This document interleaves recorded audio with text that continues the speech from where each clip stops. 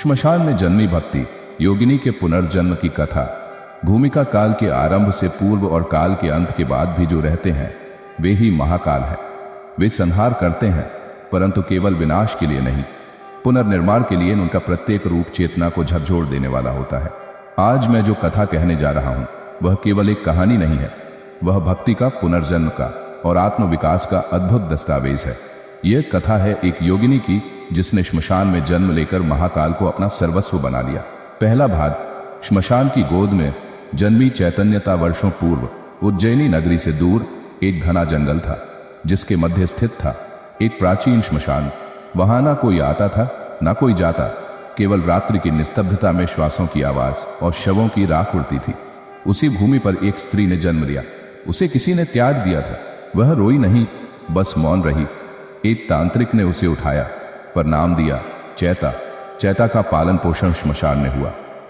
बचपन में ही उसने देखा कि हर रात महाकाल के साधक यहां आकर तंत्र साधना करते हैं, भस्म लगाते हैं और डमरू बजाकर दिव्यता को आमंत्रित करते हैं। चैता को इन सब से भय नहीं लगता था, उसे आकर्षण होता था। जब बच्चे खेलते थे वह भस्म से त्रिपुंड बनाना सीखती। जब लड़कियां गुड़िया से खेलती वह महाकाल की मूर्ति के सामने ध्यान लगाती। दूसरा भाग। भक्ति का प्रज्वलन। जब चैता 12 वर्ष की हुई, एक रात उसने श्मशान में ध्यान करते हुए कहा, हे महाकाल, सबने मुझे त्यागा पर आप ही हैं जो हर रात इस श्मशान को जीवन देते हैं, मुझे अपने बना लो। उस रात आंधी आई, चिताएं जल उठी बिना किसी शव के और आकाश से आवाज आई, जो श्मशान में जन्मा वही शाश्वत से जुड़ेगा, तेरी भक्ति स्वीकार है। चैता उस दिन से साधना में लीन हो गई। वह जल नहीं पीती, केवल राख और पंचगव्य से शरीर को शुद्ध रखती। उसकी आंखों में शून्य नहीं परंतु स्थिरता थी। धीरे धीरे उज्जैनी के साधकों को ज्ञात हुआ कि एक कन्या जो तांत्रिकों को भी पीछे छोड़ रही है श्मशान में साधना करती है। तीसरा भाग। परीक्षा का समय। महाकाल की भक्ति सरल नहीं होती। एक दिन 3 सिद्ध तांत्रिक आए। उन्होंने कहा, यदि तू सच्ची भक्त है तो हमारे प्रश्नों का उत्तर दे। प्रश्न था, जो मृत्यु से पहले भी मृत है और मृत्यु के बाद भी जीवित, वह क्या है? चैता ने उत्तर दिया, अहंकार। वही जीवित रहते भी मरा होता है और मरकर भी आत्मा को बांधता है। सिद्ध तांत्रिक चौंके। फिर उन्होंने कहा, अंतिम परीक्षा, इस कपाल को जल में प्रवाहित करो, यदि यह डूबे तो तू सफल है।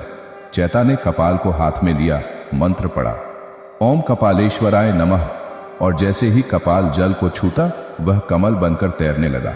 सिद्ध तांत्रिक झुक गए। तू साधारण नहीं, तू योगिनी है। तू साधारण नहीं, तू। चौथा भाग। ध्यान में विलय। एक दिन चैता ने 33 दिन का अघोर अनुष्ठान आरंभ किया। श्मशान में बिना कुछ खाए वह शवों के मध्य बैठकर केवल ओम महाकालाय नमः का जप करती रही। हर दिन एक नया शव आता पर चैता भय मुक्त थी। वह कहती, ये केवल काया है, आत्मा तो महाकाल में विलीन हो चुकी। 33वें दिन आकाश से आघात हुआ। आंधी, बिजली और फिर एक गंध, चंदन और भस्म की मिली जुली। चैता के शरीर से प्रकाश निकलने लगा। लोगों ने देखा वह ध्यान में विलीन हो गई थी परंतु उसका शरीर नहीं जला, वह शिला बन गई।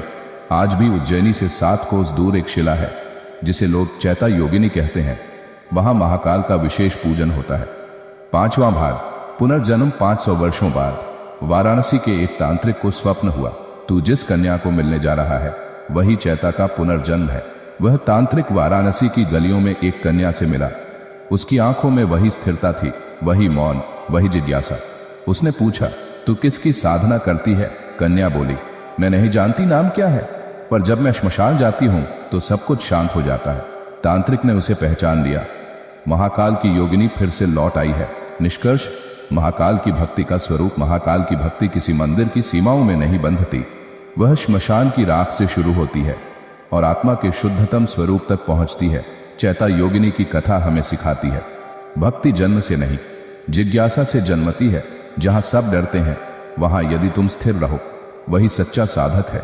महाकाल को समर्पण चाहिए, पूर्ण, निष्कलंक, अहंकार रहित। जो व्यक्ति महाकाल की भक्ति में डूब जाता है वह मृत्यु से नहीं डरता।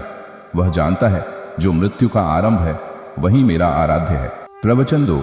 एक डाकू से संत बना महाकाल का परम भक्त। भैरव की अग्नि परीक्षा।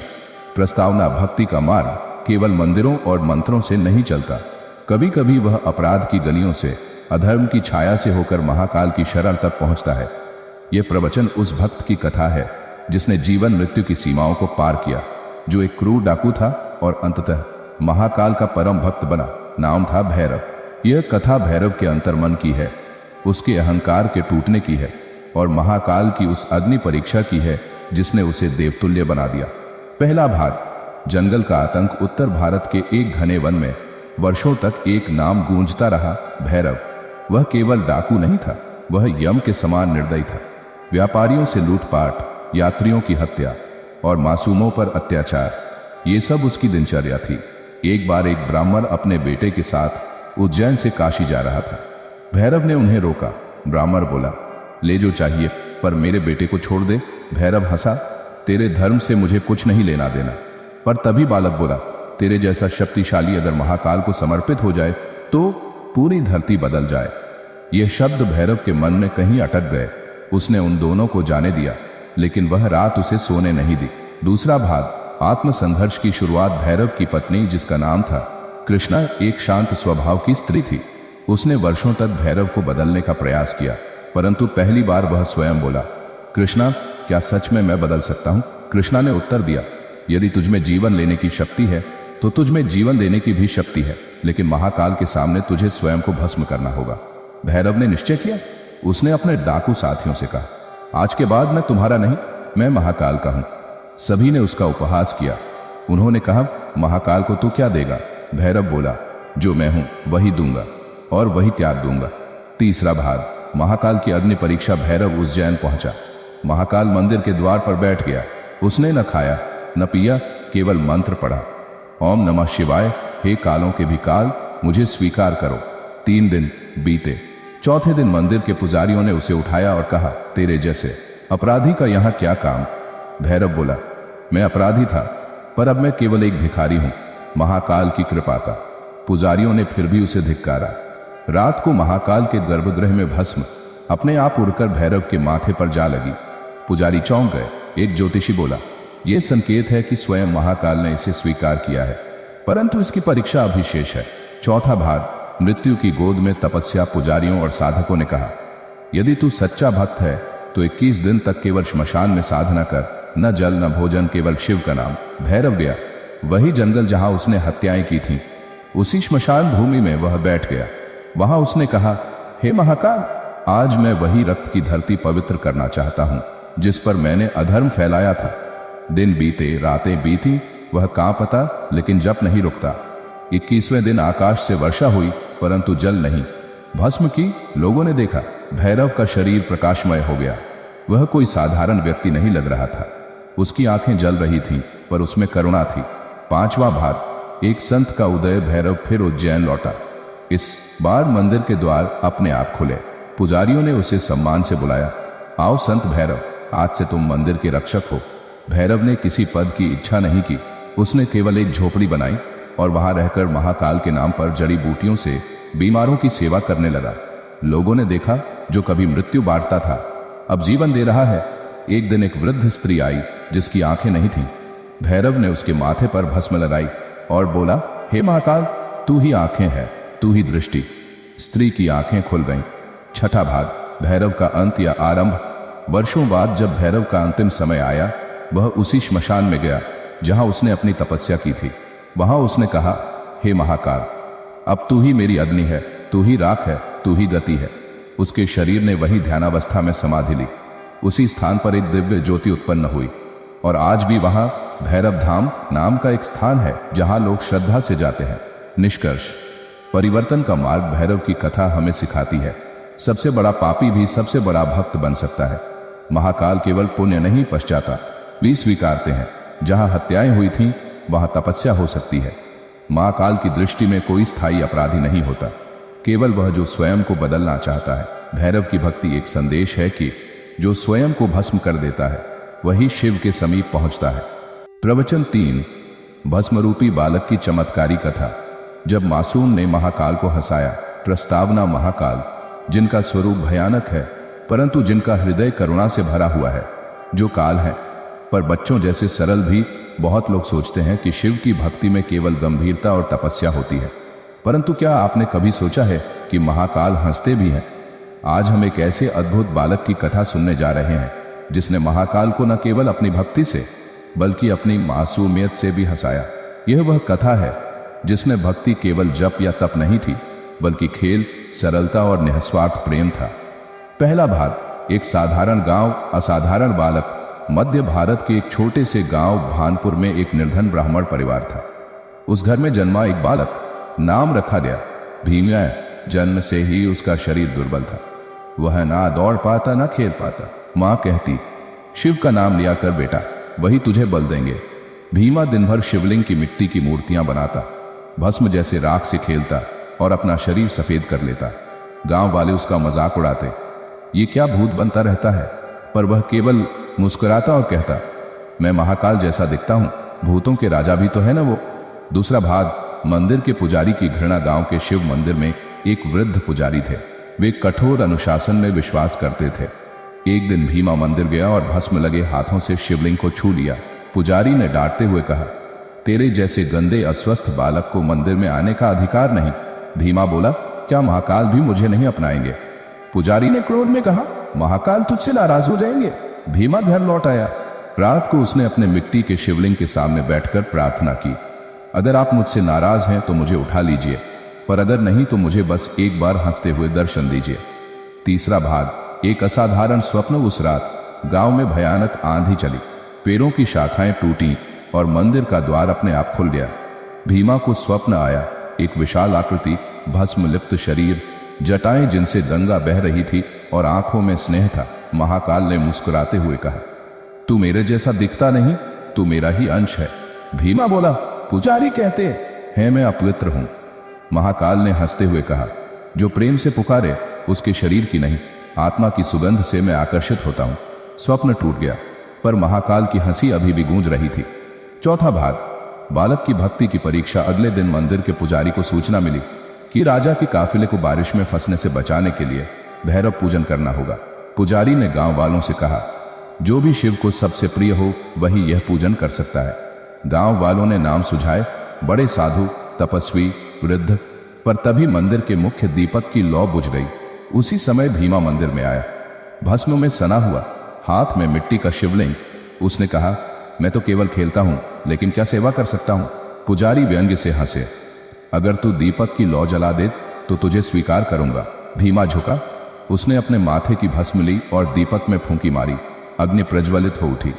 मंदिर में सभी स्तब्ध। पुजारी की आंखों में जलन थी, ईर्ष्या की, परंतु एक शक्ति भी वहां उपस्थित थी, महाकाल की।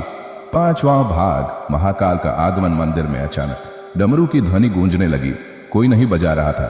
सभी बाहर दौड़े और देखा, गांव के बाहर एक विशाल आकृति हंसते हुए बालक की ओर बढ़ रही है। भीमा हाथ जोड़कर बोला, क्या आप मुझे लेने आए हैं? महाकाल बोले, नहीं पुत्र, तुझे नहीं लेना है, तुझे यहीं छोड़ने आया हूं ताकि दुनिया देखे कि भक्ति केवल नियमों में नहीं, मासूमियत में है। भीमा झुक गया। महाकाल ने उसके माथे पर त्रिपुंड बनाया भस्म से, अब ये मंदिर तेरा है। महाकाल बोले, और हर वो स्थान जहां कोई बच्चा मेरे लिए मुस्कुराएगा वहां तू होगा। छठा भाग। बाल संत की स्थापना। वर्षों बीते। भीमा बड़ा हुआ, लेकिन उसके हृदय में वह बालक बना रहा जो शिव के साथ खेलता था। उसने मंदिर के नियम बदले, कहा, भक्ति डर से नहीं, प्रेम से करो। उसने बच्चों को मंदिर में आने दिया, उन्हें शिव की कहानियां सुनाई और शिवलिंग बनाना सिखाया। लोग दूर दूर से आने लगे। वह बालक कौन है जो महाकाल को हंसाता है? निष्कर्ष, भक्ति का सबसे सरल मार्ग भीमा की कथा हमें सिखाती है। भक्ति की सबसे पवित्र भाषा मासूमियत है। जो प्रेम से पुकारता है वह बिना मंत्रों के भी शिव तक पहुंचता है। महाकाल का हृदय बच्चों के समान है, सरल, निर्मल और प्रेममय। इस कथा का सार है, जब तुम अपने अंदर के मासूम को जगाओगे तभी महाकाल तुम्हारे पास आएंगे और मुस्कुराएंगे। प्रवचन 4। अघोरी की अंतिम साधना। जब मृत्यु भी रुक गई थी। प्रस्तावना। महाकाल के भक्तों की भक्ति की कोई परिभाषा नहीं होती। कोई उन्हें प्रेम से पुकारता है, कोई भक्ति से, कोई भय से और कोई मृत्यु से भी आगे बढ़कर। यह कथा है एक ऐसे अघोरी की जो केवल मृत्यु नहीं, मृत्यु के अधिपति महाकाल से भी आगे जाना चाहता था। यह कथा है उस साधना की जिसमें शरीर गल गया, समय ठहर गया और मृत्यु रुक गई। पहला भाग। श्मशान की छाया में जन्म। काशी के मणिकर्णिका घाट पर दिन रात चिताएं जलती रहती थीं। उसी श्मशान के किनारे चिता की अग्नि के पास एक बालक पड़ा मिला, निर्जीव, बिना किसी परिजन के। एक वृद्ध अघोरी ने उसे देखा और बोला, ये बालक नहीं महाकाल का संकेत है। उसने उसका नाम रखा शूलनाथ। बालक वहीं श्मशान में बड़ा हुआ, ना स्कूल, ना घर, ना समाज। वह चिताओं की राख में खेलता, मृतकों से बातें करता और रात में चुपचाप गंगा के किनारे बैठकर कहता, महाकाल, मैं भी तेरे जैसा बनना चाहता हूं, अमर, अछूता, निर्विकारी। दूसरा भाग, सामान्य से परे की साधना। 16 वर्ष की आयु में शूलनाथ ने अघोरी दीक्षा ली। उसने पंचमुंडी आसन बनाया, 5 शवों पर बैठकर ध्यान। हर रात वह खुद को भस्म से ढंकता और कहता, हे कालों के भी काल, मुझे अपने जैसा बना दो। मृत्यु से परे लोग उससे डरते थे। वह भोजन नहीं करता, केवल मृत शरीरों से निकली राख को जल में घोलकर पीता। कुछ कहते वह पागल हो गया है, पर जो उसकी आंखों में झांकते उन्हें ब्रह्मांड का नीरव सन्नाटा दिखाई देता। तीसरा भाग, महाकाल की पहली परीक्षा। एक रात शूलनाथ समाधि में बैठा था। उसी समय एक शव चिता से गिर पड़ा और उसकी आंखें खुली हुई थीं। शूलनाथ ने शव की ओर देखा और कहा, यदि तू में ही समाया हुआ है तो मुझे उत्तर दे। अचानक शव बोला, तेरी साधना अधूरी है। जब तक तू स्वयं का अंत नहीं करता, तू केवल मृत्यु के आसपास है, मृत्यु से परे नहीं। शूलनाथ कांप उठा। वह समझ गया महाकाल स्वयं उसकी परीक्षा ले रहे हैं। चौथा भाग, आत्मा की भस्म साधना। अगले दिन से शूलनाथ ने शरीर की सभी आवश्यकताएं समाप्त कर दी।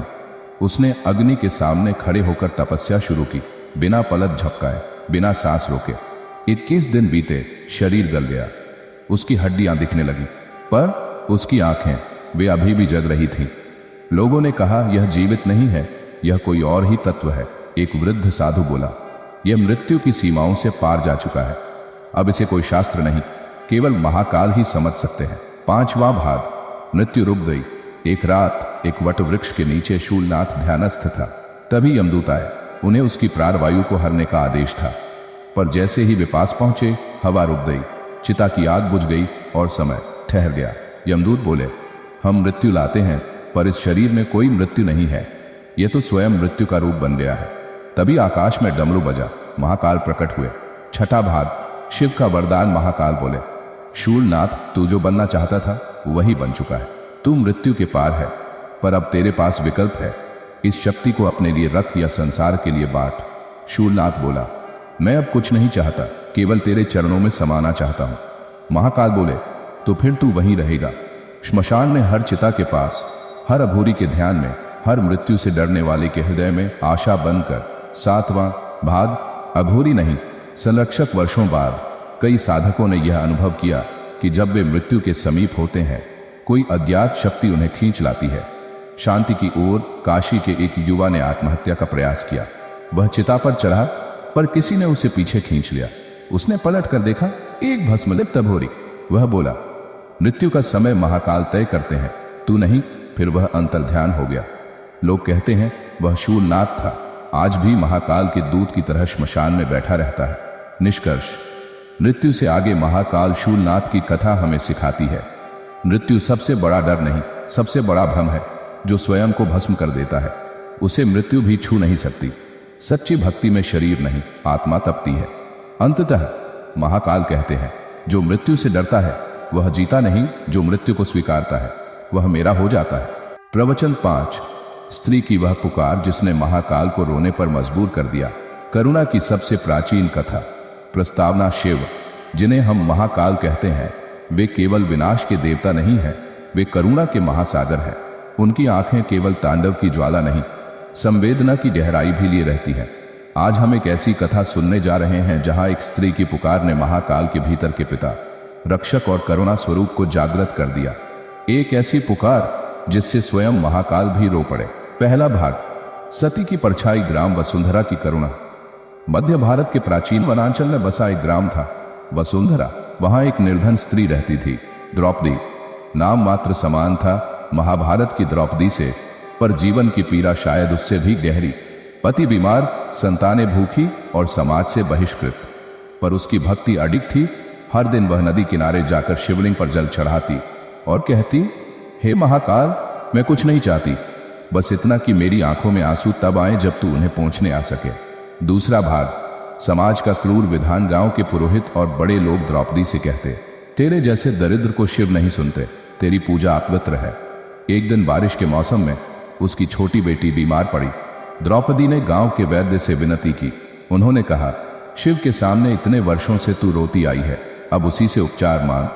वह अपमानित होकर अपने झोपड़े में लौट आई और पहली बार उसने शिव से क्रोध में कहा, अगर तू मेरा है तो आज मेरी बेटी को बचा, अगर तू मौन रहेगा तो मैं तेरे शिवलिंग को तोड़ दूंगी। तीसरा भाग प्रेम में क्रोध विभक्ति है। वह रात अत्यंत भीषण थी, वर्षा, आंधी और आंसुओं का संगम। द्रौपदी अपनी बेटी को गोद में लेकर शिवलिंग के सामने बैठ गई। उसने शिवलिंग को पकड़कर कहा, मैं तुझसे प्रेम करती हूँ, इसलिए तुझसे झगड़ भी सकती हूँ। तेरे बिना संसार सह लूंगी, पर बेटी की पीड़ा नहीं। वह फूट फूट कर रोई। उसके आंसू शिवलिंग पर गिरते रहे, जैसे दूफ ने ईश्वर को भी भीगने पर मजबूर कर दिया। चौथा भाग, जब आकाश कांप उठा, अचानक आकाश से बिजली गिरी। गांव के मंदिर का घंटा अपने आप बज उठा। एक गूंज सुनाई दी। मां की पुकार काल की सीमाओं को भी तोड़ देती है। लोग बाहर दौड़े। देखा, द्रौपदी की झोपड़ी से रोशनी निकल रही थी। एक अज्ञात साधु, भस्म लिप्त, जटाजूटधारी, उसकी बेटी के सिर पर हाथ रखे खड़ा था। उसने मुस्कुराकर कहा, दवा नहीं, तेरे आंसुओं में ही औषधि थी। पांचवां भाग, जब महाकाल रो पड़े। गांव के बाहर वाले वटवृक्ष के नीचे एक अज्ञात अघोरी ने ध्यान खोलकर कहा, आज महाकाल की आंखों से आंसू निकले हैं। एक मां की पुकार ने उन्हें भी करुणा के भार में डुबो दिया है। कहा जाता है, कैलाश पर उस दिन शिव की आंखों से गंगा नहीं, करुणा की धारा निकली। छठा भाग, स्त्री की शक्ति और शिव की सच्चाई। जब गांव वालों ने देखा कि द्रौपदी की बेटी स्वस्थ है और वह साधु अंतर्ध्यान हो चुका है, तो उन्होंने समझा यह कोई सामान्य घटना नहीं थी। पुरोहित ने झुककर द्रौपदी से क्षमा मांगी और कहा, जिसके प्रेम में क्रोध भी होता है, उसकी पुकार सबसे प्रभावशाली होती है। द्रौपदी ने उत्तर दिया, मैं शिव की भक्त नहीं, उनकी पुत्री हूं। पुत्रियां जब पुकारती हैं तो महाकाल भी थम जाते हैं। सातवां भाग, वह पुकार जो आज भी गूंजती है वर्षों बाद। वसुंधरा गांव एक तीर्थ बन गया। लोग कहते हैं, यदि कोई स्त्री सच्चे हृदय से मां की भांति शिव को पुकारे तो वहां से एक अदृश्य आंसू गिरता है, महाकाल का, जो अपने स्पर्श से पीड़ा को धो डालता है। निष्कर्ष, करुणा का सबसे उच्च रूप। इस कथा का संदेश केवल इतना नहीं कि एक मां की पुकार सुनी गई, बल्कि यह कि शिव केवल तांडव नहीं करते हुए रो भी सकते हैं, कि भक्ति का उच्चतम रूप करुणा और प्रेम है, जिसमें रोना भी पूजा है, कि स्त्रियों की पुकार को ईश्वर अनसुना नहीं कर सकते।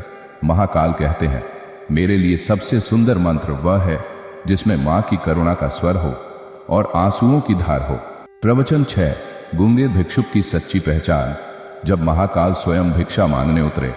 प्रस्तावना, हम शिव को त्रिलोचन कहते हैं, 3 नेत्रों वाला, सब देख लेने वाला।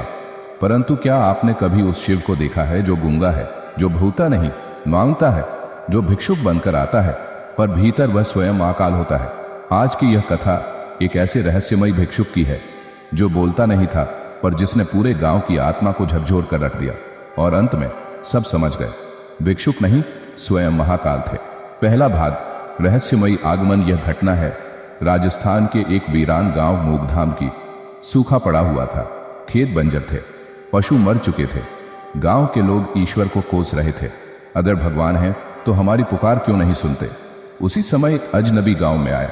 काले वस्त्र, सिर पर जटाएं, शरीर पर भस्म, हाथ में कटोरा, पर मुंह से एक शब्द नहीं।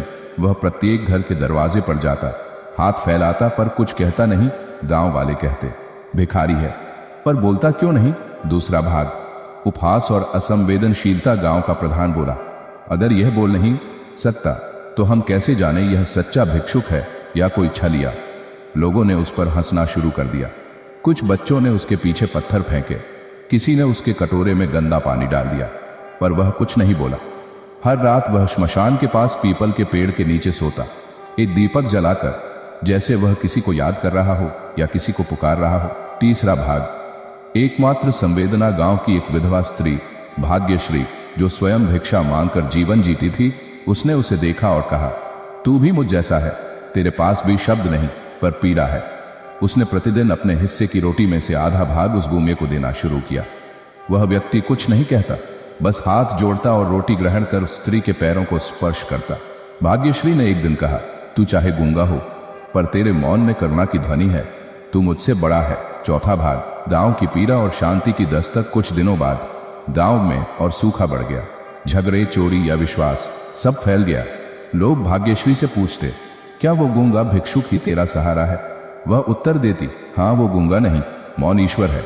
तुमने केवल शोर सुना है, मैंने मौन को महसूस किया है। तभी एक रात गांव में तूफान आया, घर गिर गए, पेड़ उखड़ गए, पर पीपल का पेड़ जस का तस रहा, और उसके नीचे बैठा वही भिक्षुक, दीप जलाए, आंखें मूंदे। 5वां भाग। पहचान का उदय। सुबह लोग वहां पहुंचे तो देखा भिक्षुक अब वहां नहीं था, पर दीप अब भी जल रहा था। पीपल के पेड़ की छाया में कुछ शब्द उभरे, जहां मौन में सेवा है वहां मैं स्वयं हूं, महाकाल। गांव वालों को समझ आया, यह कोई सामान्य गूंगा नहीं था, वह महाकाल थे जो स्वयं भिक्षुक बनकर आए थे, देखने की इस संसार में कौन सेवा करेगा बिना अपेक्षा के। 6ठा भाग। भाग्यश्री का परिवर्तन। वर्षों तक तिरस्कृत भाग्यश्री अब गांव की मां कही जाने लगी। गांव का नाम बदल कर रखा गया, शिवधाम। हर वर्ष उस दिन पीपल के नीचे दीप जलाया जाता और लोग मौन रहते। कहा जाता है, जो उस दिन पूर्ण मौन में दीप जलाता है उसकी आत्मा से महाकाल स्वयं संवाद करते हैं। 7वां भाग। भिक्षा में बसा ब्रह्म। यह कथा केवल एक गूंगे भिक्षुक की नहीं है, यह एक चेतावनी है कि ईश्वर हर बार डमरू नहीं बजाते, कभी भिक्षा का कटोरा लेकर भी आते हैं। जहां सम्मान न मिले वहां वे मौन रहते हैं, जहां सेवा मिले वहां वे प्रकट हो जाते हैं। महाकाल कहते हैं, मैं केवल उन तक पहुंचता हूं जो मौन में प्रेम देना जानते हैं। शूर करने वाले केवल मेरी मूर्ति तक आते हैं, मेरी आत्मा तक नहीं। निष्कर्ष, सच्चा दर्शन मौन में है। इस कथा से हम सीखते हैं, ईश्वर हर समय चमत्कार नहीं करते, वे परीक्षण करते हैं। जो मौन की भाषा को समझता है वही सच्चा भक्त होता है। भक्ति का असली रूप है सेवा, विनम्रता और निःस्वार्थ प्रेम। प्रवचन 7। जब मंदिर गिरा और शिव बोले, मैं तो वहां कभी था ही नहीं। अहंकार का विसर्जन। प्रस्तावना। शिव, जिन्हें हम भौतिकता से परे मानते हैं, बार बार संकेत देते हैं कि मैं कहीं नहीं, मैं सब में हूं। फिर भी मनुष्य अपने मंदिर, मूर्ति, गर्व और प्रतिष्ठा के भ्रम में ईश्वर को बांधना चाहता है। आज की कथा उस भव्य मंदिर की है जो घमंड की नींव पर खड़ा था, और जब वह टूटा तब शिव ने जो कहा वह सृष्टि के सबसे मौन सत्य को उजागर करता है, मैं वहां कभी था ही नहीं। पहला भाग। महाशिव मंदिर की स्थापना पंचगंगा नदी के तट पर एक प्रसिद्ध सेठ था, शिवदास अग्रवाल। उसने अपने धन से एक विशाल शिव मंदिर बनवाया जो सोने की कलशों, चांदी के द्वारों और बहुमूल्य रत्नों से जरा हुआ था। लोग उसे कहते, तुमने भगवान को प्रसन्न कर दिया, अब तुम्हारा नाम अमर रहेगा। शिवदास कहता, यह मंदिर नहीं, मेरा उपकार है भोलेनाथ पर। जब मैं नहीं था तब कौन करता था उनकी सेवा। दूसरा भाग। मंदिर का उद्घाटन और अभिमान। मंदिर के उद्घाटन पर हजारों लोग आए। शिवदास ने स्वयं पुजारी बनकर पूजा की और घोषणा की, इस मंदिर में जो भी शिवलिंग के सामने झुकेगा उसे पुण्य मिलेगा, क्योंकि यह मेरी श्रद्धा का प्रतिफल है। साधु संत मौन हो गए, किसी ने कुछ नहीं कहा। एक अघोरी आया, राख से लिपटा, नंगे पांव, मस्त आंखों से बोला, क्या तूने मंदिर बनाया या अपने अहंकार की समाधि खड़ी की है। शिवदास क्रोधित हुआ, दुष्ट, इसे बाहर निकालो। तीसरा भाग। गर्व का कंपन और प्रकृति की चेतावनी। मंदिर के ऊपर बिजली चमकी। अगली रात धरती हल्की सी कांप पिए, फिर भी शिवदास अडिग रहा। वह कहता, भोलेनाथ मेरे भवन में सुरक्षित है, इस मंदिर का एक पत्थर भी हिले तो मैं अपना सिर काट दूंगा। किसी ने उसे टोका, ईश्वर को सीमाओं में मत बांधो, शिव लिंग में है पर लिंग में बंधे नहीं है। चौथा भाग। अंत की शुरुआत। तीसरी रात, जब महाशिवरात्रि थी और मंदिर में हजारों दीप जलाए जा रहे थे, अचानक जोर का भूकंप आया। मंदिर की दीवारें हिलने लगी, कलश गिरने लगे और एक तेज गर्जना हुई, जो ऊपर चढ़ा है वही सबसे पहले गिरेगा। लोग भागने लगे। शिवदास शिवलिंग को छुपाने दौड़ा, पर जमीन फट गई और मंदिर का मुख्य गर्भगृह ढह गया। पांचवां भाग। शिव का उत्तर। अगले दिन जब धूल बैठी और केवल भग्नावशेष बचे, वहां एक साधु बैठा था, वही अघोरी, मुस्कुराता हुआ। लोग चौंके। शिवदास रोता हुआ आया और चिल्लाया, मैंने इतना सब किया, फिर भी शिव ने मुझे दंड क्यों दिया। शिव ने तुझे नहीं गिराया, तेरे अहंकार को गिराया। मंदिर तो तुम्हारा था, शिव का नहीं। वे तो वहां कभी थे ही नहीं, वो उस विधवा के मिट्टी के शिवलिंग में थे जिस पर तू हंसता था। छठा भाग। मंदिर कहाँ है, लोगों ने प्रश्न किया। तो शिव अब कहाँ है। अघोरी बोला, जहां पूजा में विनम्रता हो वहां शिव है, जहां सेवा में मौन हो वहां शिव है, जहां श्रद्धा में मैं नहीं तू हो वहां शिव साक्षात है। उसने एक टूटी ईंट उठाई और कहा, शिव इस पत्थर में भी है, पर तूने उन्हें अपनी महल में बंद कर दिया था। सातवां भाग। निर्माण नहीं, समर्पण चाहिए। कई महीनों बाद शिवदास ने अपने धन से एक और निर्माण कराया। इस बार मंदिर नहीं, एक अन्न क्षेत्र। फ्री फूड किचन, जहां भूखे, निर्धन, वृद्ध और पीड़ितों को भोजन मिलता। इस बार उसने अपने नाम की पट्टी नहीं लगाई, कोई कलश नहीं, कोई घंटा नहीं, केवल एक दिया जलता था और उसके नीचे लिखा था, यह मंदिर नहीं, समर्पण है। अब शिव यहाँ है। निष्कर्ष, मंदिरों में नहीं, हृदयों में बसते हैं। महाकाल शिव को पत्थरों से मत बांधो, उन्हें विनम्रता दो, सेवा दो, अहंकार मत दो। शिव कहते हैं, जिस दिन तू कहेगा यह मेरा नहीं सब तेरा है, उस दिन मैं सच्चे रूप में प्रकट हो जाऊंगा। मंदिरों का निर्माण करो, पर पहले मन का मंदिर बनाओ। प्रवचन 8। धूनी वाले बाबा, जिनकी चुप्पी ने चमत्कार कर दिया। प्रस्तावना शब्दों से शक्ति उत्पन्न होती है, परंतु मौन से करुणा का विस्फोट होता है। जहां वाणी विफल हो जाती है, वहां मौन बोल उठता है। आज का प्रवचन ऐसे ही एक साधु की कथा है, जिन्हें लोग धूनी वाले बाबा कहते थे। वो बोलते नहीं थे, बस राख उड़ाते और धूनी सुलगाते थे। लोग उन्हें पागल कहते, कोई उन पर ध्यान नहीं देता।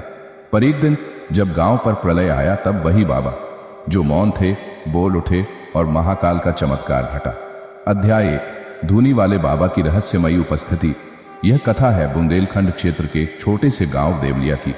गांव शांत था, जीवन सामान्य। लोग मेहनत करते, उपज काटते और शाम को मंदिर में आरती गाते। शिव का एक प्राचीन मंदिर था, गांव के बाहर नीम और पीपल के पेड़ों से घिरा हुआ। एक दिन गांव में एक अजनबी आया। उसकी जटाएं उलझी हुई, आंखें बंद और हाथ में एक लाठी। वह मंदिर के पास बैठ गया और एक कोने में धूनी सुलगाई। चुपचाप, वह किसी से बात नहीं करता, बस राख उठाकर अपने माथे पर लगाता और फिर आंखें बंद कर ध्यान में चला जाता। गांव के बच्चे उसे चिढ़ाने लगे, देखो बाबा भूत बुला रहे हैं। गांव वाले उसे सनकी समझते थे, लेकिन एक वृद्ध गंगाधर बोले, मुझे लगता है यह कोई साधारण व्यक्ति नहीं, यह मौन शिव का दूत हो सकता है। अध्याय 2। बाबा की धूनी और गांव की उपेक्षा। बाबा हर दिन सूरज उगने से पहले मंदिर के पास बैठते, अपनी धूनी सुलगाते और सारा दिन मौन रहते। लोगों ने उनके लिए खाने का इंतजाम किया, पर वे कभी कुछ नहीं मांगते। गांव के कुछ युवाओं ने एक दिन उनकी धूनी बुझा दी, हंसी उड़ाई और कहा, कहाँ था भगवान? अगर शिव होते तो बोलते ना। बाबा ने कुछ नहीं कहा, पर अगली रात मंदिर के पास हवा इतनी तेज चली कि सब कुछ उखड़ गया, पर धूनी की राख एक भी दिशा में नहीं बिखरी। बाबा अब भी उसी स्थान पर ध्यानमग्न बैठे थे। अब गांव में चर्चा होने लगी, क्या सच में यह कोई सिद्ध पुरुष है? अध्याय 3। संकट का आगमन। अकाल और भय। गांव में लगातार 3 साल से बारिश नहीं हुई थी। नदी सूख चुकी थी, तालाबों में पानी की जगह दरारें थी। बच्चे बीमार होने लगे, जानवर मरने लगे। गांव के बड़े बूढ़े चिंतित हुए, कहीं ये हमारा पाप तो नहीं? लोग मंदिर में पूजा करने लगे, परंतु फल नहीं मिला। फिर किसी ने कहा, क्यों न हम उस बाबा से पूछें जो मौन रहते हैं। गांव का प्रधान बाबा के पास गया और विनती की, आप भगवान के सच्चे भक्त हैं, कृपा कर बताइए क्या हमसे कोई भूल हुई? बाबा ने एक शब्द नहीं कहा, बस एक मुट्ठी राख उठाई, उसे हवा में उड़ाया और फिर अंगुली से मंदिर की ओर इशारा किया। अध्याय 4। महाकाल का संकेत। अगली सुबह जब मंदिर के पुजारी ने शिवलिंग पर जल चढ़ाया तो देखा, शिवलिंग की सतह पर राख की एक परत जमी थी, जिस पर लिखा था, भूल धन में नहीं मन में हुई है। अब लोगों की चेतना जागी। वे सोचने लगे, हमने अपने जीवन में कितना लालच और क्रोध इकट्ठा किया है। हमने अपनों को अपमानित किया, गरीबों की मदद नहीं की और धर्म को केवल वृत्ति बनाकर छोड़ दिया। बाबा अब भी चुप थे, पर हर दिन उनकी धूनी से एक नई गंध उठती, कभी चंदन, कभी कपूर, कभी बिल्व पत्र की सौंधी गंध। लोग धीरे धीरे उस धूनी के पास बैठने लगे। बाबा कुछ नहीं कहते, पर लोगों की बेचैनी मिटने लगी। समाधि और शिव तत्व। एक दिन गांव की एक युवती पार्वती, जो बोल नहीं सकती थी, बाबा के पास बैठी थी। उसकी आंखों से आंसू बह रहे थे। बाबा ने उसे देखा और पहली बार उसकी ओर हाथ बढ़ाया। बाबा ने उसका सिर छुआ। अचानक पार्वती बोल उठी, बाबा आप महाकाल हैं। गांव वाले दौड़ पड़े। ये क्या चमत्कार हुआ? जिस बच्ची ने 15 वर्षों से एक शब्द नहीं कहा, वह अब भी शांत थे। बाबा अब भी शांत थे, लेकिन उस दिन उनकी धूनी से निकलती अग्नि में एक स्वर उभरा, जैसे कोई डमरू बजा रहा हो। अध्याय 6। चमत्कार नहीं, चेतावनी। गांव वाले अब बाबा को देवता मानने लगे, पर बाबा ने एक दिन मंदिर की दीवार पर अंगुली से लिखा, मैं चमत्कार नहीं करता, मैं चेतावनी हूं। तुमने पृथ्वी को दूषित किया, जल को अपवित्र किया और मन को विकृत। अब महाकाल आएंगे, तप में, ताप में या त्रास में, वो चुनना तुम्हारा है। गांव में भय फैल गया। अध्याय 7। धूनी का विस्फोट। महाकाल का प्रकट रूप। एक रात जब बादल गरजने लगे और बिजली कड़कने लगी, गांव में बाढ़ आ गई। वो गांव जो सूखा झेल रहा था अब पानी पानी था। लोग डर के मारे मंदिर की ओर दौड़े, पर मंदिर का द्वार बंद था। केवल बाबा बाहर खड़े थे। उनकी धूनी जल रही थी और उसके चारों ओर एक रेखा बनी थी।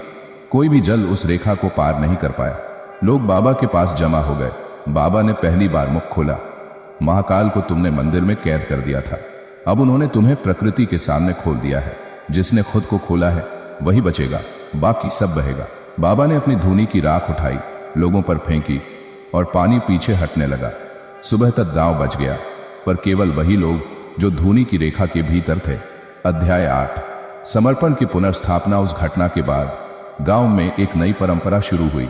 हर परिवार हर दिन एक बार मौन में बैठता था और एक मुट्ठी राख अपने माथे पर लगाता था। धूनी वाला बाबा अब भी मंदिर के पास रहते हैं, पर कोई उन्हें चिढ़ाता नहीं। बच्चे उनके पास बैठकर ध्यान करना सीखते हैं। हर एक गांववासी यह जानता है, मौन में महाकाल बसते हैं। निष्कर्ष, मौन, धूनी और चेतना का चमत्कार। यह कथा हमें सिखाती है कि ईश्वर को शब्दों की नहीं, श्रद्धा की आवश्यकता होती है। चमत्कार देखने की लालसा छोड़ो, चेतावनी को समझो। जो मौन के माध्यम से शिव को पुकारता है वह उनसे पहले सुना जाता है। धूनी वाला बाबा अब भी मौन रहते हैं, पर उनकी राख आज भी महाकाल का संदेश देती है। अगर तू जलना नहीं सीखेगा तो प्रकाश भी नहीं बन पाएगा। प्रवचन 9। ध्यान में जलता तांडव। जब महादेव ने चेताया ब्रह्मांड को, भूमिका कैलाश की निर्वता, समय से परे वह धाम जहां न रात्रि है न दिवस, जहां केवल चेतना है, ब्रह्म चेतना, शिव चेतना। वहीं एक बार ध्यान में लीन महादेव के मुख से अचानक तांडव का मंत्र फूटा और पूरे ब्रह्मांड में कंपन हो गया। यह कोई साधारण ध्यान नहीं था, यह चेतावनी थी उस विनाश की जो निर्माण को नया रूप देने आता है। आज हम उस दिव्य ध्यान की घटना में प्रवेश करेंगे जब शिव ने चेताया न केवल असुरों को बल्कि समय को, प्रकृति को और स्वयं अस्तित्व को। एक ध्यान की मौन ज्वाला। महादेव के ध्यान को हम अक्सर शांति से जोड़ते हैं, लेकिन यह शांति मृत नहीं होती। यह वह ऊर्जा है जो भीतर से फूटकर ब्रह्मांड को जन्म देती है। महादेव जब ध्यानस्थ होते हैं तो उनके शरीर से कोई गति नहीं होती, लेकिन उनका चेतन ब्रह्मांडों में यात्रा करता है। गौर करो, महादेव का ध्यान केवल आत्मज्ञान के लिए नहीं बल्कि चेतावनी देने का माध्यम भी है। उस दिन जब वे कैलाश पर नेत्र मूंदे बैठे थे, उन्हें भविष्य के भयावह कंपन का पूर्वाभास हुआ। कलयुग की गर्त, धर्म की समाप्ति और मनुष्यता का पतन। एक मौन ज्वाला उनके भीतर धक उठी। यह वह क्षण था जब शिव का ध्यान एक घोषणा बना। 2 देवताओं की आशंका। देवताओं ने अनुभव किया कि कैलाश की ऊर्जा में तीव्रता बढ़ रही है। ब्रह्मा, विष्णु, इंद्र सभी ने देखा कि हिमालय के पर्वत झंझना रहे हैं। सप्त ऋषि अचानक पृथ्वी के कण कण में कंपन महसूस कर रहे हैं। नंदी और गणों ने देखा कि शिव का तीसरा नेत्र सुलगने लगा है। देवताओं ने पूछा, प्रभु, यह किसका पूर्व संकट है? क्या कोई असुर आ रहा है? क्या पृथ्वी पर कोई राक्षस उत्पन्न हुआ है? लेकिन शिव मौन थे। मौन में भी उनका तांडव उफन रहा था। वह ध्यान से बोल रहे थे, किंतु शब्दों में नहीं, चेतना की तरंगों में। 3 ध्यान से निकली चेतावनी। 3 दिवस तक शिव अन्न, जल, वाणी, दृष्टि सबका त्याग कर केवल सृष्टि की गति को देख रहे थे। उन्होंने मानवों के मन में देखी क्रूरता, लालच, वासना और भ्रम की गहरी लहरें। उन्होंने देखा कि धर्म केवल नाम रह जाएगा और पाखंड बढ़ता जाएगा। शिव ने अपना मस्तक उठाया। तीसरा नेत्र खुला नहीं, पर उसकी ज्वाला आसपास की बर्फ को भाप बना रही थी। उन्होंने अपनी वाणी से केवल एक वाक्य कहा, अब चेत जाओ, क्योंकि अगला तांडव ध्यान से नहीं अग्नि से होगा। यह वाणी ब्रह्मांड के कण कण में गूंजी। 4 मनुष्य की सबसे बड़ी भूल। महादेव ने देखा कि मनुष्य अब स्वयं को ईश्वर समझने लगा है। विज्ञान की प्रगति ने उसे यह भ्रम दे दिया है कि वह प्रकृति को जीत सकता है। उसने नदियों को मोड़ दिया, पर्वतों को काट दिया, पृथ्वी को खोखला कर दिया और सबसे भयानक बात, उसने अपने ही मन को मार दिया। महादेव कहते हैं, तुमने संसार को जीत लिया पर स्वयं को हार गए। यह सबसे बड़ा तांडव है, आत्मविनाश। ये वही चेतावनी थी जो ध्यान में दी गई थी कि अगर मनुष्य अपने भीतर नहीं झांकेगा तो वह बाहरी प्रगति में ही खो जाएगा और विनाश सुनिश्चित होगा। 5 तांडव का प्रथम चरण, अंतर्मंथन। शिव का तांडव केवल नृत्य नहीं होता, वह चेतना की तीव्र गति है। ध्यान में उन्होंने पहला तांडव अपने भीतर किया।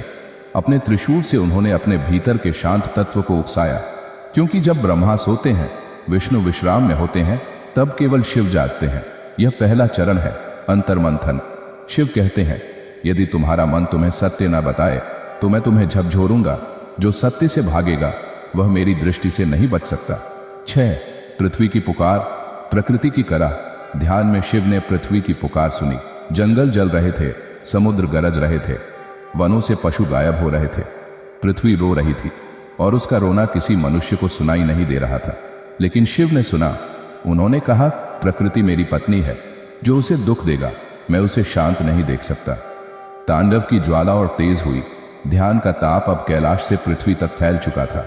7. चेतावनी का रहस्य। क्यों आज भी समझ नहीं पाते लोग? महादेव ने जो ध्यान में देखा और कहा, वह आज भी हमें समझ नहीं आता, क्योंकि हम उसे प्रतीक मानते हैं, कथा मानते हैं, किंवदंती मानते हैं, लेकिन वह चेतावनी प्रतीक नहीं, यथार्थ थी। शिव ने कहा था, मैं जब ध्यान करता हूं तब भी ब्रह्मांड कांपता है, क्योंकि मेरा मौन भी वज्र है। ध्यान में दिया गया तांडव संकेत था कि जब चेतना सो जाए तो शिव जागते हैं और हिला देते हैं वह नींव जो हमने अहंकार से खड़ी की है। 8. महादेव की दृष्टि में अगला मानव कौन होगा? शिव के ध्यान में उन्होंने एक और बात स्पष्ट देखी कि एक नया मानव जन्म लेगा। वह मानव न किसी धर्म का होगा, न किसी जाति का, न किसी झूठे झंडे का। वह मानव केवल सच्चा होगा, जो भीतर से शुद्ध होगा, वही बचेगा। न तुम्हारा धन, न तुम्हारा कुल, न तुम्हारा वंश, केवल तुम्हारी आत्मा का उजाला ही तुम्हें मेरे तांडव से बचा सकता है। ध्यान में शिव ने देखा कि ऐसे कुछ तपस्वी, कुछ साधक, कुछ मौन साधारण लोग अगली चेतना के वाहक होंगे। 9. ध्यान के तांडव का अंतिम विस्फोट। ध्यान के अंतिम चरण में शिव ने अपना डमरू उठाया, पर बजाया नहीं, केवल उठाया। और यह भी एक तांडव था, क्योंकि जब शिव डमरू उठाते हैं तो काल कांपता है। उन्होंने कहा, इस बार नृत्य मैं नहीं करूंगा, इस बार नृत्य समय करेगा। और जब समय तांडव करता है तो कोई नहीं बचता, न देवता न असुर। 10. आज का साधक क्या करे? इस प्रवचन का सार यही है, ध्यान को सजग बनाओ, वह निद्रा नहीं है। तांडव को समझो, वह केवल विनाश नहीं, चेतना का विस्फोट है। शिव को सुनो जब वे मौन हो, क्योंकि वही मौन सबसे ऊंची चेतावनी होती है। प्रकृति को पीड़ा मत दो, क्योंकि वह शिव का आधा अंग है। अपने भीतर तांडव करो ताकि बाहर उसका प्रकोप न हो। अंतिम वाक्य, मैं फिर ध्यान करूंगा। यदि तुम अब भी न समझे तो अगला तांडव ध्यान से नहीं, दहकती ज्वाला से होगा। प्रवचन 10. भस्म में छिपा अमर रहस्य। क्यों महादेव अपने शरीर पर राख लगाते हैं? भूमिका, जब राख बोल उठी, वह कौन है जो मृत्यु का श्रृंगार करता है? वह कौन है जो श्मशान को अपना निवास बनाता है? वह कौन है जो भस्म को आभूषण की तरह पहनता है? महादेव, शिव भोलेनाथ। परंतु क्यों? क्या यह किसी सन्यासी की सनक है या फिर एक अतिगूढ़ रहस्य? आज का प्रवचन उस सबसे अनसुने और अद्वितीय प्रतीक की चर्चा करेगा। शिव की भस्म। भस्म सिर्फ राख नहीं, यह चेतावनी है, जीवन की अस्थिरता की और मृत्यु की निश्चितता की। एक, शिव और भस्म। प्रारंभिक संकेत। शिव को भस्मधारी क्यों कहा गया? ऋग्वेद से लेकर शिव पुराण तक यह विवरण मिलता है कि शिव अपने शरीर पर भस्म लपेटते हैं। ना सोना, ना रत्न, ना चंदन, केवल भस्म।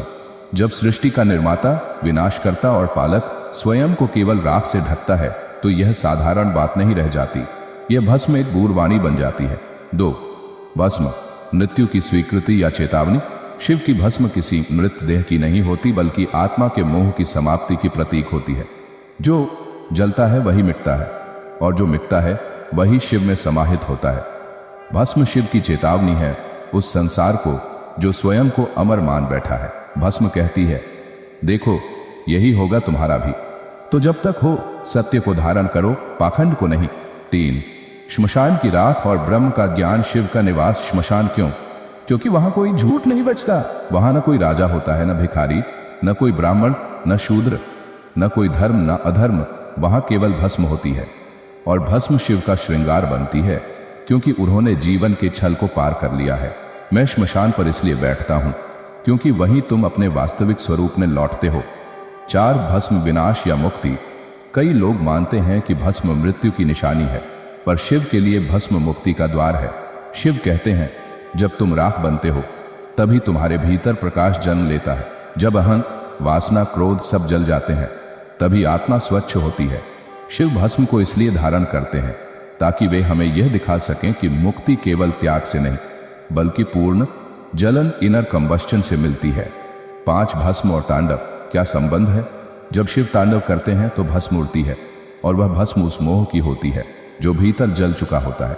भस्म के साथ शिव का तांडव हमें याद दिलाता है, तुम जब भीतर से भस्म बन जाओ तो तुम्हारा बाहर कोई नृत्य नहीं रोक सकता।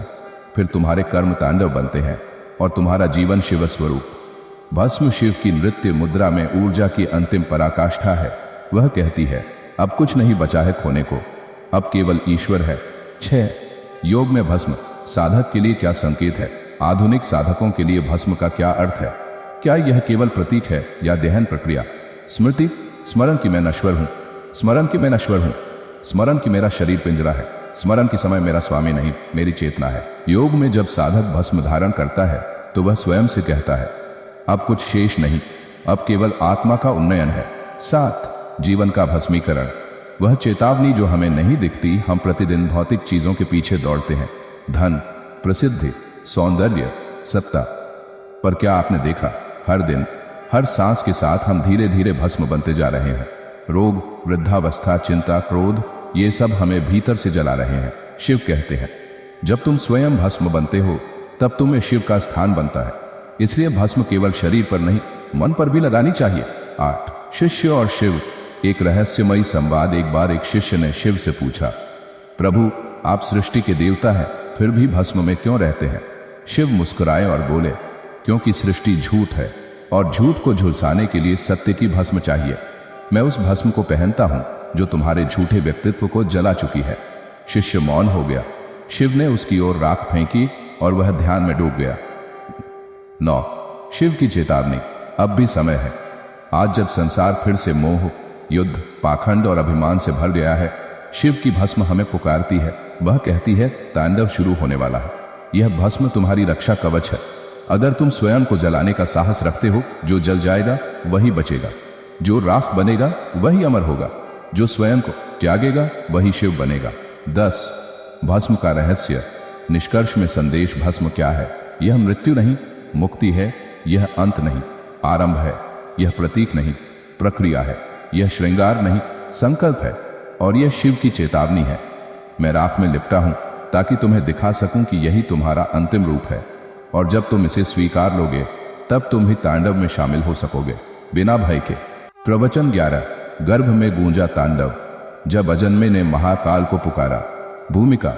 अजन्मे की पुकार, शिव की अदृश्य यात्रा, समय से परे, स्थान से परे, चेतना के अतल सागर में जब कोई आत्मा जन्म से पूर्व ही कांप उठे, तब एक ही देवता उसकी पुकार सुनते हैं, महाकाल। आज का प्रवचन एक अद्भुत और रहस्यमय घटना का वर्णन करेगा। जब एक अजन्मे शिशु ने गर्भ में रहते हुए शिव को पुकारा और शिव स्वयं उसकी चेतना में प्रकट हुए। यह प्रवचन केवल एक कथा नहीं है, यह आत्मा की आर्तनाद है। यह प्रमाण है कि जब चेतना तैयार होती है तब शिव किसी मंदिर की घंटी से नहीं, हृदय की गूंज से उतरते हैं। 1. गर्भ की मौन वेदना। जब आत्मा जन्म से डरने लगी, एक समय एक पुण्यात्मा पृथ्वी पर जन्म लेने को तत्पर थी, पर जैसे जैसे वह गर्भ में बढ़ रही थी, उसे संसार के अशुद्ध स्पंदनों का आभास हो रहा था। वासना, लालच, क्रोध और पाखंड की लहरें उसे छूने लगीं। मां के भीतर की अशांति, पिता के भय, समाज के छल, सब उसकी चेतना में उतरने लगे। उसने निश्चय किया, मैं जन्म नहीं लूंगा, पर जन्म का नियम हो चुका था। अब वह केवल एक को पुकार सकती थी, शिव को। 2. महाकाल का अकल्पनीय आगमन। चेतना में प्रवेश। गर्भ अंधकारमय होता है, पर जब कोई आत्मा शिव को पुकारे, वह अंधकार भी जल उठता है। उस अजन्मे शिशु के भीतर एक दिव्य ज्वाला प्रकट हुई। शिव उसकी चेतना में प्रविष्ट हुए, न त्रिशूल के साथ, न डमरू के साथ, बल्कि केवल मौन और स्पंदन के रूप में। मैं तुझे स्वयं लाऊंगा इस संसार में और तुझ में ही रहूंगा जब तक तू मुझे न पहचान ले। शिव। 3. अजन्मे का तांडव। जब आत्मा ने अस्वीकार किया संसार को अंदर ही अंदर, उस अजन्मे ने महाकाल से कहा, प्रभु, यह संसार योग्य नहीं है, यहां झूठ है, विकृति है, मोह है। शिव ने उत्तर दिया, तू सत्य लेकर जन्म ले और उसी सत्य को एक दीपक की तरह जलाकर चल। तेरा जन्म ही तांडव है, एक ऐसा तांडव जो अज्ञान का नाश करेगा। अजन्मे ने महाकाल की ऊर्जा को अंगीकार किया और गर्भ में ही उसने ध्यानस्थ होकर तांडव का सूक्ष्म नृत्य शुरू कर दिया। 4. मां को हुआ अनुभव। गर्भ में कुछ दिव्य घट रहा है। वह महिला एक सामान्य गृहिणी थी, किंतु अचानक उसे अनुभव हुआ कि उसका बच्चा केवल बढ़ नहीं रहा बल्कि ध्यान मग्न है। रात्रियों में उसे अपने गर्भ से ओम की ध्वनि सुनाई देने लगी, कभी डमरू की ध्वनि, कभी भस्म की गंध। वह भयभीत हो गई। परंतु एक रात्रि उसे स्वप्न में शिव ने कहा, तेरे गर्भ में जो है वह मेरा अंश है, उसका जीवन तांडव का मार्गदर्शन करेगा, उसे रोको मत। 5 शिव का संकेत, चेतावनी या वरदान। गर्भ में महाकाल का आगमन केवल वरदान नहीं, यह चेतावनी भी है। शिव कहते हैं, जब आत्मा जन्म से पहले ही भयभीत हो जाए तो समझो कि संसार की अवस्था संकट में है, और जब मैं स्वयं उतरूं अजन्मे के भीतर तो समझो कि तांडव प्रारंभ हो चुका है। इस चेतावनी को मां ने नहीं समझा, पिता ने नहीं समझा, पर शिशु ने समझा। 6 जन्म की घड़ी, प्रकृति की विचित्र गतिविधि। जन्म के दिन आकाश में काले बादल छा गए। गर्भवती स्त्री को ले जाते समय वृक्ष झुकने लगे, गायों ने रंभाना बंद कर दिया, चिड़ियों ने उड़ना छोड़ दिया, मानो प्रकृति भी देखना चाहती थी कौन जन्म ले रहा है। और जैसे ही शिशु बाहर आया, एक दिव्य गूंज उठी, जैसे डमरू की पहली ध्वनि। 7 वह बच्चा जो किसी गुरुकुल में नहीं गया, वह बालक साधारण नहीं था। वह किसी से बोलता नहीं, वह खेलता नहीं, वह जल को देखकर मौन हो जाता, वह आग को देखकर मुस्कुराता, वह रात को खुले आकाश में घंटों बैठा रहता, जैसे किसी से संवाद कर रहा हो। जब गांव वालों ने पूछा, ये कौन है, मां ने कहा, मेरे बेटे में कोई बोलता है, शायद महाकाल। 8 बालक की दृष्टि और शिव का प्रथम संवाद। एक बार वह बालक एक नदी के किनारे बैठा था। उसने जल की धारा को देखा और कहा, जो बहता है वह नहीं टिकता, जो टिकता है वह सड़ता है, इसलिए मैं बहूंगा और शिव को ढूंढूंगा। उस क्षण शिव उसकी चेतना में प्रकट हुए और बोले, तू मेरा वाहन नहीं, तू मेरा वचन है, तेरे माध्यम से मैं तांडव को वाड़ी दूंगा ताकि मानव फिर से जागे। 9 बालक का पहला तांडव मृत्यु का नृत्य नहीं, जीवन का 13 वर्ष की आयु में उस बालक ने पहली बार तांडव किया, ना मंदिर में ना सभा में, बल्कि एक श्मशान के पास जहां एक झूठे संत की मृत्यु हुई थी। उसने कहा, यह तुम्हारा अंत नहीं, ये तुम्हारी पाखंडी चेतना का अंत है। उसका नृत्य देखकर लोग कांप उठे। शिव उस पर प्रकट थे और उन्होंने कहा, जब मेरा वचन शिशु के माध्यम से बोले तब समझो, अब न तर्क चलेगा न छल, अब केवल सत्य। 10 निष्कर्ष, गर्भ का रहस्य और हमारी चेतना की गूंज। यह प्रवचन केवल एक घटना नहीं, यह एक प्रतीक है कि जब संसार अंधकार में डूबता है तो महाकाल केवल आकाश में नहीं उतरते, वे हमारे गर्भ, हमारे मौन में प्रवेश करते हैं। हम में से हर एक के भीतर एक अजन्मा है, एक आत्मा जो अभी शिव को पुकार सकती है, और यदि वह पुकार सच हुई तो शिव आएंगे और उनके साथ आएगा तांडव। अंतिम वाक्य, मैं शिव हूं, मैं जन्म से पूर्व भी आता हूं और मृत्यु के बाद भी टिकता हूं, मैं चेतना की गूंज हूं, यदि तुम सुन सको। प्रवचन 12 शिव के 5 मुख, 5 तांडव, 5 रहस्य। भूमिका, जब शिव के मुख बोले और ब्रह्मांड कांप गया। शिव, जिन्हें हम भोलेनाथ, महाकाल, नटराज कहते हैं, उनके केवल रूप ही नहीं, मुख भी रहस्य में डूबे हैं। क्या आप जानते हैं कि शिव के 5 मुख होते हैं? हर मुख केवल चेहरा नहीं, एक शक्ति है, एक चेतना है, एक तांडव है और एक गूढ़ रहस्य। आज का प्रवचन एक अत्यंत रहस्यमयी विषय पर है। शिव के 5 मुखों के पीछे छिपे 5 तांडव, जो न केवल ब्रह्मांड को संचालित करते हैं बल्कि हमारे भीतर जागृति, विनाश और मुक्ति का मार्ग भी दिखाते हैं। पंचमुखी शिव केवल देवता नहीं, ब्रह्मांड की धड़कन। शास्त्रों में शिव के 5 मुखों का उल्लेख मिलता है। सद्योजात, वामदेव, अघोर, तत्पुरुष, ईशान। हर मुख एक दिशा का प्रतिनिधित्व करता है, हर मुख एक तांडव का कारक है और हर मुख एक मानव दोष को नष्ट करता है। जब ये 5 मुख एक साथ कार्य करते हैं तो शिव तांडव करते हैं, न केवल बाहर बल्कि हमारे भीतर भी। 2 सद्योजात, तांडव का आरंभ, अज्ञान का अंतमुख। पश्चिम दिशा तांडव, सृजन का तांडव, रहस्य, जहां कुछ नहीं था वहां से सब कुछ लाया गया। यह मुख सृजन का आरंभ है और यह सृजन केवल ब्रह्मांड का नहीं, तुम्हारी आत्मा के प्रकाश का आरंभ भी है। जब कोई अज्ञानी होता है और ज्ञान का पहला दीप जलता है तो सद्योजात मुख सक्रिय होता है। मैं वहां जन्म लेता हूं जहां कोई स्वयं को मिटाता है और मैं उसे बनाता हूं जो पहले शून्य होता है।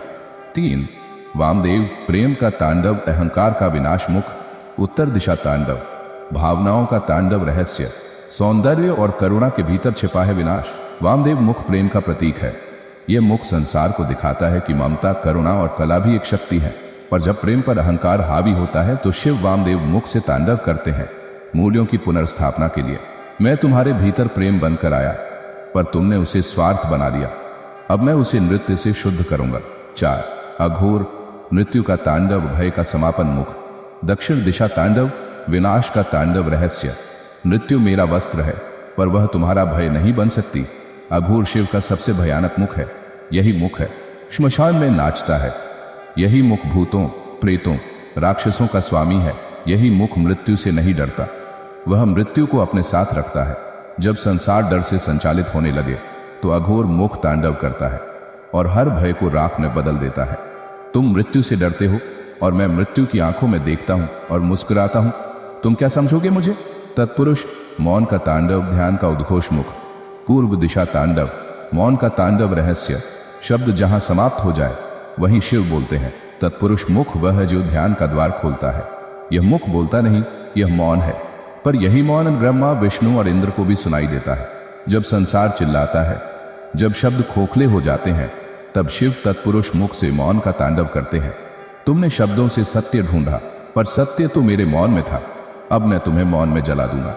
6 ईशान, आत्मा का तांडव, ब्रह्म का स्पर्श मुख। ऊपर दिशा ऊर्ध्व तांडव, मुक्ति का तांडव रहस्य। जो सबसे ऊपर है वह सबसे भीतर है।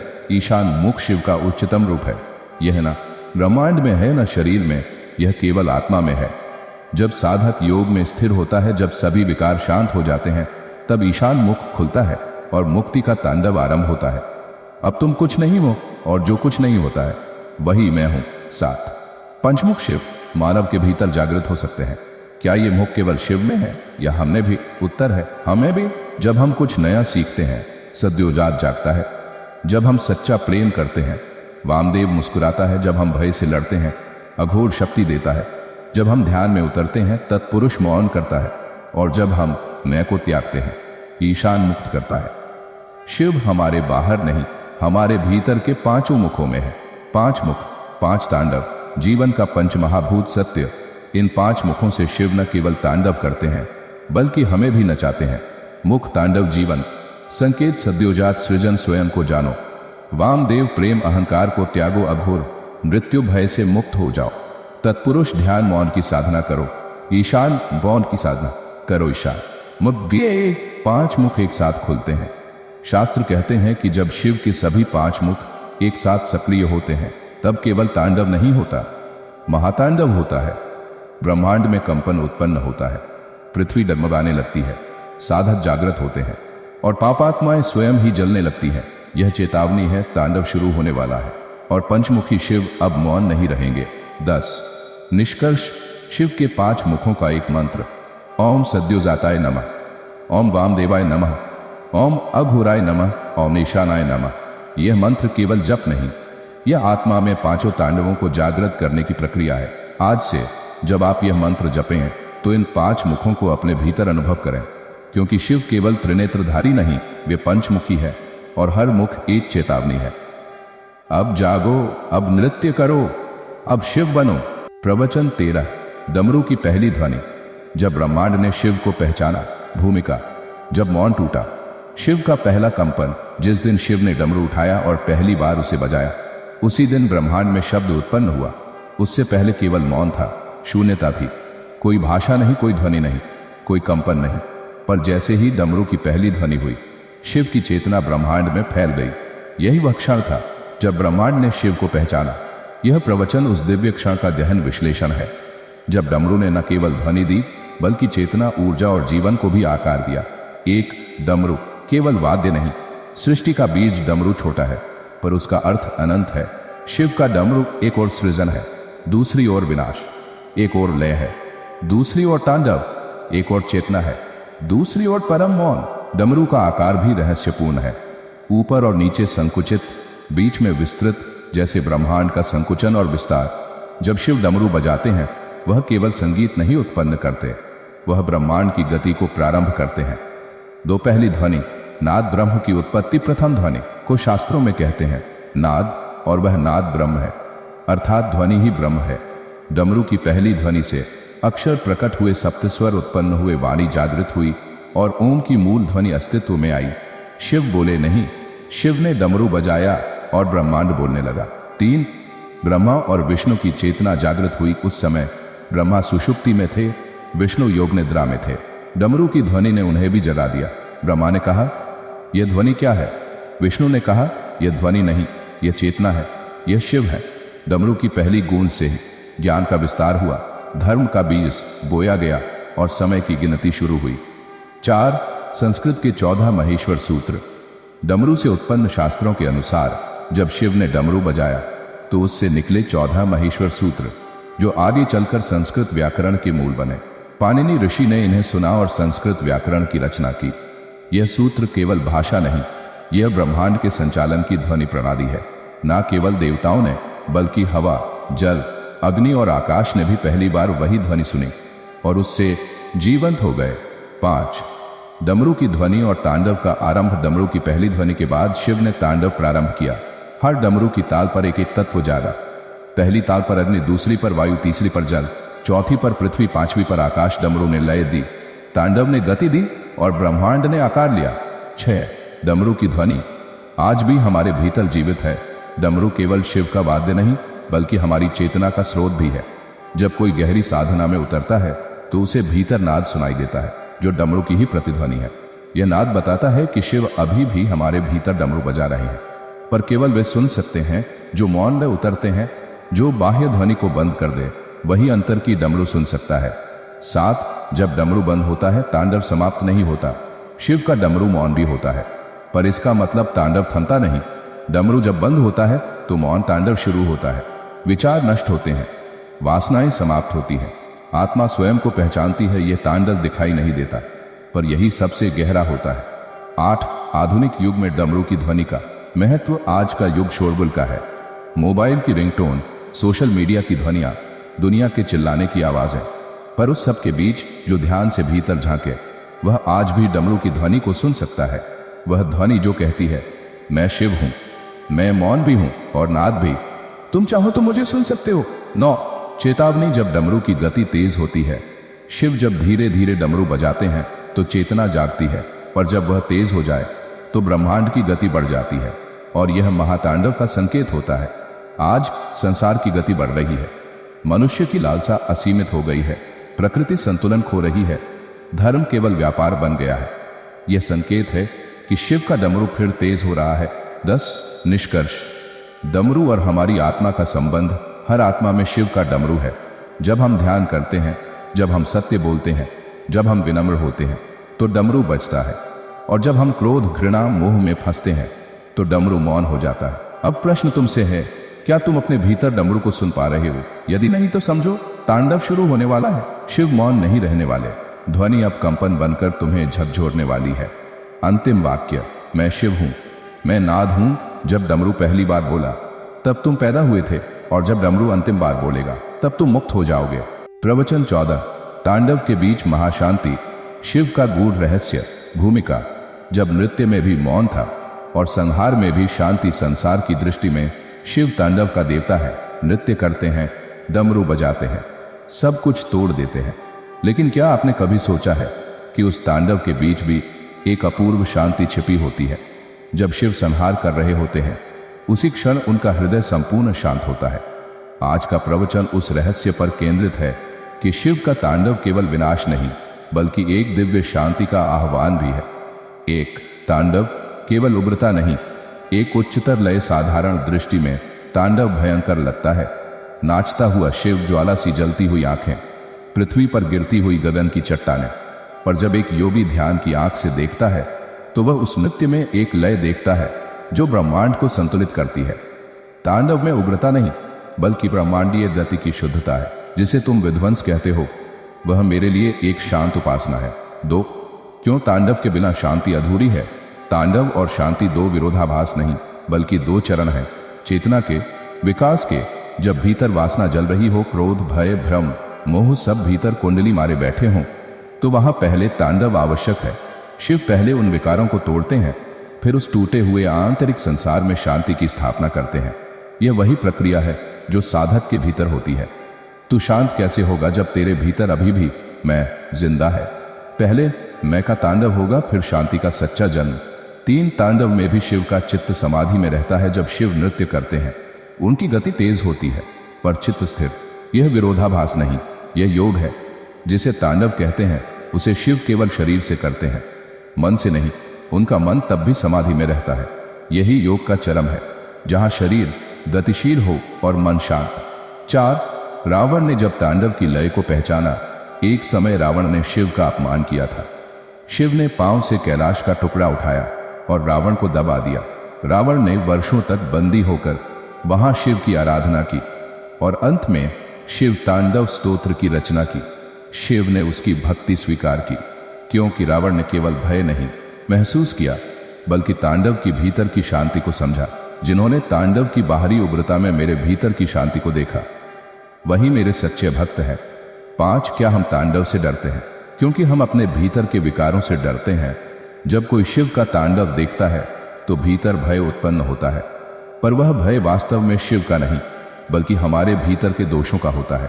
तांडव हमें दर्पण दिखाता है कि हम कितने स्वार्थी हैं, कितने मोहग्रस्त हैं, कितने पाखंडी हो चुके हैं, और इसलिए हम डरते हैं। पर जो तांडव में कूद पड़े वही सच्ची शांति को पा लेते हैं। 6 महाशांति जो केवल तांडव के पार मिलती है। महाशांति क्या है? यह वह अवस्था है जहां न कोई इच्छा बचती है, न कोई विरोध। यह वह क्षण है जब तुम स्वीकार करते हो, छोड़ते हो और मुक्त हो जाते हो। शिव के तांडव का अंतिम पड़ाव यही है कि सब कुछ जल जाए और जो बचे वह केवल मौन हो। शिव का सबसे बड़ा रहस्य यही है। वह जितने उग्र हैं उतने ही शांत हैं। मैं जलाता हूं ताकि तुम शांत हो सको, मैं नाचता हूं ताकि तुम स्थिर हो सको। 7 एक साधक की कथा जो तांडव से शांति तक पहुंचा। एक समय एक योगी ने तपस्या करते हुए शिव को देखा। वह तांडव कर रहे थे। योगी डर गया। उसने कहा, प्रभु आप क्यों क्रोधित हैं? शिव मुस्कुराए और बोले, मेरा नृत्य केवल तुम्हारी वासनाओं को तोड़ रहा है। जब ये सब टूट जाएंगे तब मैं मौन हो जाऊंगा, और उस मौन में तुम मुझे अनुभव करोगे, न केवल देवता के रूप में बल्कि स्वयं के रूप में।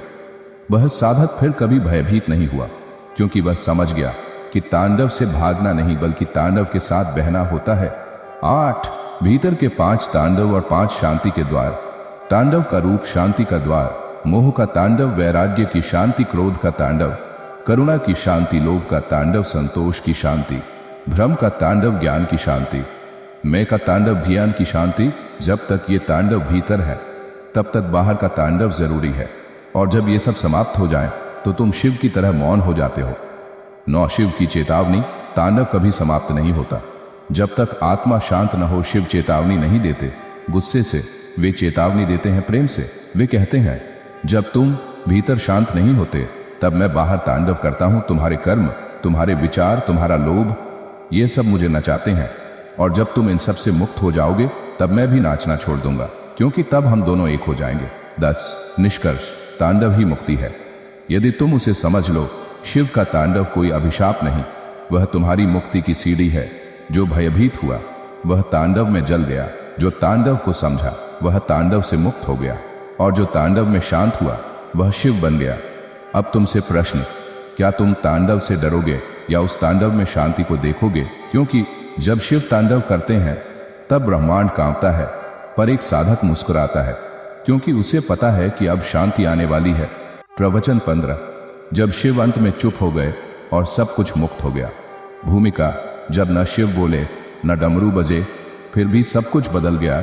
जब तांडव थम गया, जब नृत्य रुक गया, जब डमरू की आवाज बंद हो गई, और जब शिव चुप हो गए तब क्या हुआ? शून्यता नहीं आई, नहीं कोई डर, बल्कि एक दिव्य मुक्ति, एक ऐसी शांति जो शब्दों से परे थी, जिसे केवल आत्मा की गहराई में अनुभव किया जा सकता है। इस अंतिम प्रवचन में हम उसी परम क्षण को जानने का प्रयास करेंगे जब शिव मौन हो गए और संपूर्ण सृष्टि मुक्त हो गई। एक मौन। शिव की अंतिम अभिव्यक्ति, शिव का तांडव, उनका रौद्र रूप, उनका संहार सब जागृति के लिए था। पर जब चेतना पूर्ण हो गई, जब भक्त जागरूक हो गया, जब आत्मा ने स्वयं को पहचान लिया, तब शिव ने मौन धारण कर लिया। मौन शिव की वह अवस्था है जहां कुछ कहना शेष नहीं रहता, जहां शब्द व्यर्थ हो जाते हैं और केवल अनुभूति शेष रहती है। शब्द जहां रुक जाए वहां शिव प्रारंभ होते हैं। 2 मौन और मुक्त का संबंध। जब आवाजें न बांधे तुम्हें शब्दों में बांधने की शक्ति होती है। एक बार तुमने कुछ कह दिया तो उससे जुड़ जाते हो, पर मौन काट देता है बंधनों को। शिव ने जब मौन धारण किया तो वह संकेत था कि अब कर्म समाप्त हुआ, अब तांडव पूर्ण हुआ, अब जीव स्वतंत्र है। मौन ही है अंतिम मुक्ति का प्रवेश द्वार। 3 योगियों की वाणी मौन क्यों होती है? क्योंकि वे शिव के करीब होते हैं। असली योगी बहुत कम बोलते हैं, उनकी आंखें बोलती हैं, उनका मौन बोलता है। क्यों? क्योंकि वे उसी अवस्था में रहते हैं जिसमें शिव तांडव के बाद प्रवेश करते हैं, मौन की अवस्था। जो मौन को साध ले वह मृत्यु को भी साध लेता है। शिव ने कहा, मैंने तांडव इसलिए किया कि तुम बोल सको, पर अब मैं मौन हूं ताकि तुम स्वयं को सुन सको। 4 काशी में मौन क्यों पवित्र माना जाता है? काशी शिव की नगरी है और वहां हजारों साधक केवल मौन में रहते हैं। काशी में मौन का मतलब है अपने भीतर के शोर को शांत करना, शिव की मौन उपस्थिति को अनुभव करना, संसार की लीलाओं से मुक्ति पाना, क्योंकि काशी वही स्थान है जहां शिव अंत में बोले नहीं बल्कि मुक्ति का द्वार खोल दिया। 5 मुक्ति शब्दों से नहीं, मौन से होती है। बहुत से लोग मंत्र जपते हैं, पूजा करते हैं, व्रत करते हैं, पर जब तक वह मौन में नहीं उतरते तब तक शिव उनसे दूर रहते हैं। मंत्र साधना का प्रारंभ है, मौन उसका चरम। वह जो बोलता है वह अभी यात्रा पर है, जो मौन है वह पहुंच चुका है। मुक्ति का अर्थ है इच्छा से मुक्ति, विचारों से मुक्ति, अहंकार से मुक्ति और अंत में शब्दों से मुक्ति। 6 आखिरी तांडव। जब शिव मौन हो जाते हैं तो भीतर से तुम जलते हो। अंतिम तांडव बाहर नहीं होता, वह भीतर होता है। जब शिव अंत में मौन हो जाते हैं तो भीतर का द्वंद्व तेज हो जाता है। एक ओर आत्मा कहती है मुक्त हो जाओ, दूसरी ओर मन कहता है थोड़ा और रुक जाओ, और तब होता है भीतर का आखिरी युद्ध। उस युद्ध में विजेता वही बनता है जो शिव के मौन को पकड़ लेता है। 7 हिमालय की वो रात। जब पार्वती को मौन का अर्थ समझ आया, एक रात पार्वती ने शिव से पूछा, प्रभु आप क्यों मौन हैं? शिव ने आंखें मूंद लीं, कोई उत्तर नहीं दिया। पार्वती ने फिर पूछा। शिव ने केवल एक आंसू बहाया और वह आंसू गिरा हिम पर। वहां एक दिव्य कमल प्रकट हुआ। तब पार्वती को समझ आया कि मौन ही शिव का उत्तर है। मौन शब्द नहीं देता पर उत्तर पूरा देता है। 8 शिव के मौन में छुपी चेतावनी। अब अंतिम समय निकट है। अब जब शिव फिर मौन हो रहे हैं तो यह संकेत है कि धर्म की चेतना थक चुकी है। मानव अपने ही शब्दों में उलझ चुका है। प्रकृति अब अपनी मर्यादा पार कर रही है और शिव अब किसी को समझाने नहीं वाले, अब केवल मौन से हिलाएंगे। मैंने कहा था तांडव शुरू होने वाला है, अब कह रहा हूं मैं चुप हो रहा हूं, इसलिए अब तुम्हें स्वयं को देखना होगा। 9 भीतर का मौन कैसे लाएं? शिव का अंतिम उपदेश। अगर तुम शिव के मौन को पाना चाहते हो तो इन 5 मार्गों से गुजरना होगा। वाणी की तपस्या, कम बोलो, सच बोलो, मौन व्रत। एक दिन सप्ताह में पूरी तरह चुप रहो, भीतर सुनो, बाहर की ध्वनियों को बंद करो। ध्यान, एकाग्र होकर मौन की ओर जाओ। स्वीकृति जो है उसे स्वीकारो। इन मार्गों से चलकर ही तुम उस मौन तक पहुंच सकते हो जिसे शिव कहते हैं, परम शिवत्व। 10 निष्कर्ष। मौन शिव है और शिव ही मुक्ति है। जब तुम अपने भीतर चुप हो जाते हो तब तुम शिव से एक हो जाते हो। न कोई मंत्र, न कोई शब्द, न कोई तर्क, बस मौन। और उसमें शिव। यही शिव की अंतिम चेतावनी है कि अब शब्दों का समय नहीं रहा, अब केवल मौन में प्रवेश करना है और वहां जो मिलेगा वही तुम्हारा सच्चा शिव होगा।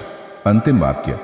मैंने तांडव किया ताकि तुम जागो, मैंने डमरू बजाया ताकि तुम सुनो, और अब मैं मौन हूं ताकि तुम मुक्त हो सको।